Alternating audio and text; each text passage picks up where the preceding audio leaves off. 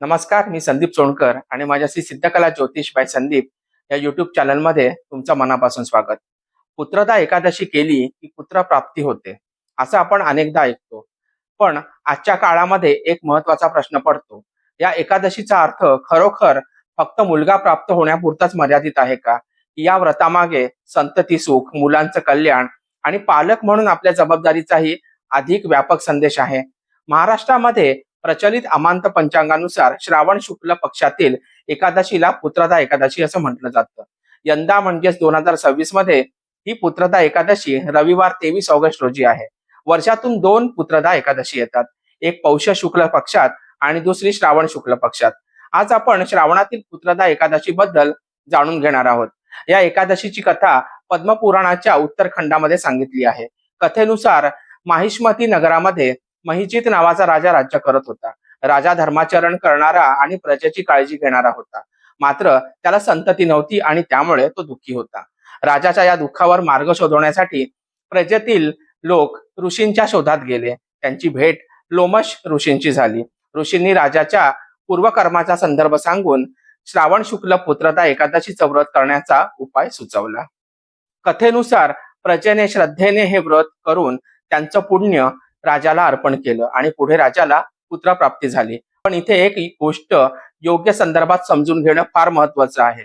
पुत्रता या शब्दाचा पारंपरिक अर्थ पुत्र देणारी असा आहे. मात्र आजच्या काळामध्ये या व्रताचा अर्थ केवळ मुलगाच व्हावा असा घेण्याची गरज नाही. मुलगा असो व मुलगी, संतती निरोगी आणि सद्गुणी असणं हे सर्वात महत्वाचं आहे. ज्यांना संततीची इच्छा आहे त्यांनी निरोगी, सद्गुणी, अपत्यासाठी आणि ज्यांना आधीच मुलं आहेत त्यांनी त्यांच्या आरोग्य, सद्बुद्धी, शिक्षण आणि उज्ज्वल भविष्यासाठी भगवान श्री विष्णूंची प्रार्थना करावी. हा अधिक व्यापक आणि समतोल भाव आपण स्वीकारूया. या दिवशी सकाळी स्नान करून भगवान श्री विष्णूंचं पूजन करावं. श्री विष्णूंना तुळशीपत्र, फुलं आणि फळं अर्पण करून ओम नमो भगवते वासुदेवाय या मंत्राचा श्रद्धेनुसार जप करावा. तसंच शक्य असल्यास विष्णू सहस्रनामाचं पठण किंवा श्रवण करू शकता.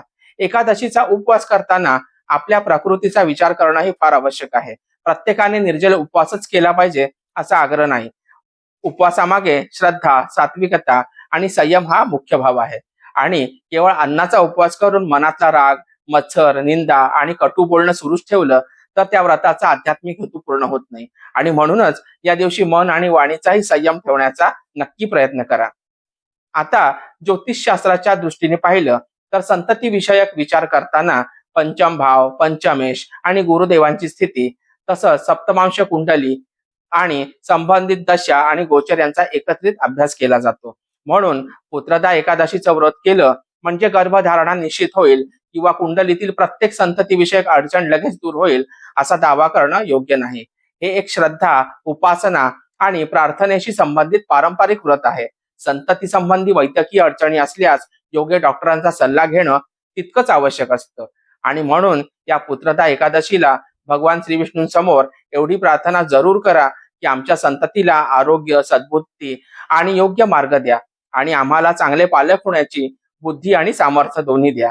कदाचित हाच पुत्रदा एकादशीचा आधुनिक काळातील सर्वात सुंदर अर्थ होऊ शकेल.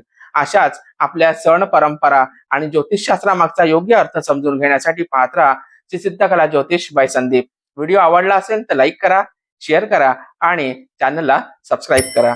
तुम्ही पुत्रदा एकादशीचं व्रत करता का हे कमेंटमध्ये जरूर सांगा. धन्यवाद. जय ज्योतिष.